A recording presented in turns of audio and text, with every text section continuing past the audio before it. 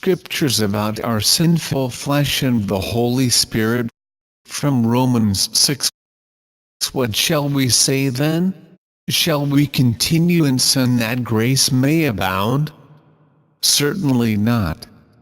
How shall we who died to sin live any longer in it? Or do you not know that as many of us as were baptized into Christ Jesus were baptized into his death? Therefore we were buried with him through baptism into death, that just as Christ was raised from the dead by the glory of the Father, even so we also should walk in newness of life. For if we have been united together in the likeness of his death, certainly we also shall be in the likeness of his resurrection, knowing this, that our old man was crucified with him, that the body of sin might be done away with, that we should no longer be slaves of sin. For he who has died has been freed from sin. Now if we died with Christ, we believe that we shall also live with him, knowing that Christ, having been raised from the dead, dies no more. Death no longer has dominion over him. For the death that he died to sin once for all. But the life that he lives to God. Likewise you also, reckon yourselves to be dead indeed to sin, but alive to God in Christ Jesus our Lord. Therefore do not let sin reign in your mortal body, that you should obey it in its lusts. And do not present your members as instruments of unrighteousness to sin, but present yourselves to God as being alive from the dead, and your members as instruments of righteousness to God. For sin shall not have dominion over you, for you are not under law but under grace. What then? Shall we sin because we are not under law but under grace? Certainly not. Do you not know that to whom you present yourselves slaves to obey, you are that one's slaves whom you obey, whether of sin leading to death, or of obedience leading to righteousness? But God be thanked that though you were slaves of sin, yet you obeyed from the heart that form of doctrine to which you were delivered. And having been set free from sin, you became slaves of righteousness. I speak in human terms because of the weakness of your flesh. For just as you presented your members as slaves of uncleanness, and of lawlessness leading to more lawlessness, so now present your members as slaves of righteousness for holiness. For when you were slaves of sin, you were free in regard to righteousness. What fruit did you have then in the things of which you are now ashamed? For the end of those things is death. But now having been set free from sin, and having become slaves of God, you have your fruit to holiness, and the end, everlasting life. For the wages of sin is death, but the gift of God is eternal life in Christ Jesus our Lord. From Romans 7. Or do you not know, brethren, for I speak to those who know the law, that the law has dominion over a man as long as he lives? For the woman who has a husband is bound by the law to her husband as long as he lives. But if the husband dies, she is released from the law of her husband. Therefore, my brethren, you also have become dead to the law through the body of Christ, that you may be married to another, to him who is raised from the dead, that we should bear fruit to God. For when we were in the flesh, the sinful passions which were aroused by the law were at work in our members to bear fruit to death. But now we have been delivered from the law, having died to what we were held by, so that we should serve in the newness of the Spirit and not in the oldness of the letter. What shall we say then? Is the law sin? Certainly not. On the contrary, I would not have known sin except through the law. For I would not have known covetousness unless the law had said, "You shall not covet." But sin, taking opportunity by the commandment, produced in me all manner of evil desire. For apart from the law sin was dead. I was alive once without the law, but when the commandment came, sin revived and I died. And the commandment, which was to bring life, I found to bring death. For sin, taking occasion by the commandment, deceived me, and by it killed me.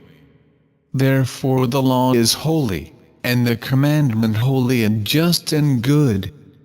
Has then what is good become death to me? Certainly not.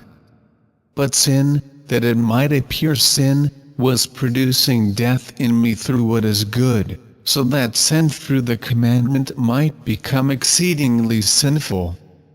For we know that the law is spiritual, but I am carnal, sold under sin. For what I am doing, I do not understand. For what I will to do, that I do not practice. But what I hate, that I do. If, then, I do what I will not to do, I agree with the law that it is good. But now, it is no longer I who do it, but sin that dwells in me. For I know that in me, that is, in my flesh, nothing good dwells. For to will is present with me, but how to perform what is good I do not find. For the good that I will to do, I do not do. But the evil I will not to do, that I practice. Now if I do what I will not to do, it is no longer I who do it, but sin that dwells in me. I find then a law, that evil is present with me, the one who wills to do good. For I delight in the law of God according to the inward man. But I see another law in my members, warring against the law of my mind, and bringing me into captivity to the law of sin which is in my members. O wretched man that I am! Who will deliver me from this body of death? I thank God through Jesus Christ our Lord. So then, with the mind I myself serve the law of God, but with the flesh the law of sin. From Romans 8 There is therefore now no condemnation to those who are in Christ Jesus, who do not walk according to the flesh, but according to the Spirit. For the law of the Spirit of life in Christ Jesus has made me free from the law of sin and death. For what the law could not do in that it was weak through the flesh, God did by sending His own Son in the likeness of sinful flesh. On account of sin, He condemned sin in the flesh, that the righteous requirement of the law might be fulfilled in us who do not walk according to the flesh but according to the Spirit. For those who live according to the flesh set their minds on the things of the flesh, but those who live according to the Spirit, the things of the Spirit.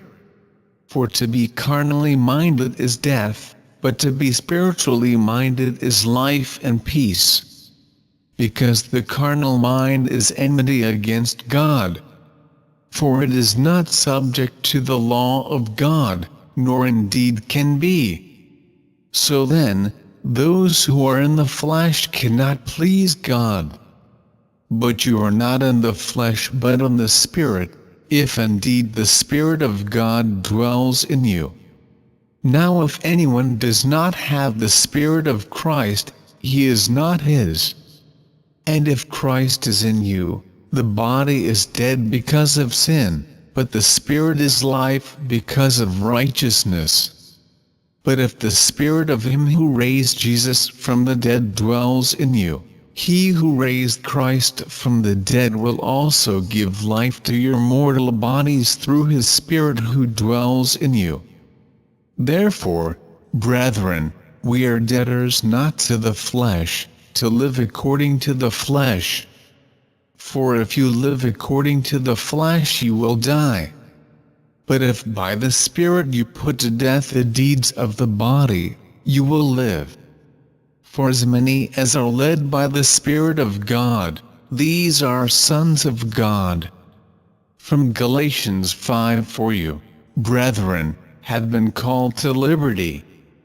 Only do not use liberty as an opportunity for the flesh, but through love serve one another. For all the law is fulfilled in one word, even in this: you shall love your neighbor as yourself. But if you bite and devour one another, beware lest you be consumed by one another. I say then, walk in the Spirit, and you shall not fulfill the lust of the flesh. For the flesh lusts against the Spirit, and the Spirit against the flesh. And these are contrary to one another, so that you do not do the things that you wish. But if you are led by the Spirit, you are not under the law. Now the works of the flesh are evident, which are adultery, fornication, idolatry, sorcery, hatred, jealousies, outbursts of wrath, selfish ambitions, heresies, envy, murders, drunkenness, and the like. Of which I tell you beforehand, just as I also told you in time past, that those who practice such things will not inherit the kingdom of God. But the fruit of the Spirit is love, joy, peace, long-suffering, kindness, goodness, faithfulness, gentleness, self-control. Against such there is no law. And those who are Christ's have crucified the flesh with its passions and desires. If we live in the Spirit, let us also walk in the Spirit. John 3:16. For God so loved the world that he gave his only begotten Son, that whoever believes in him should not perish, but have everlasting life.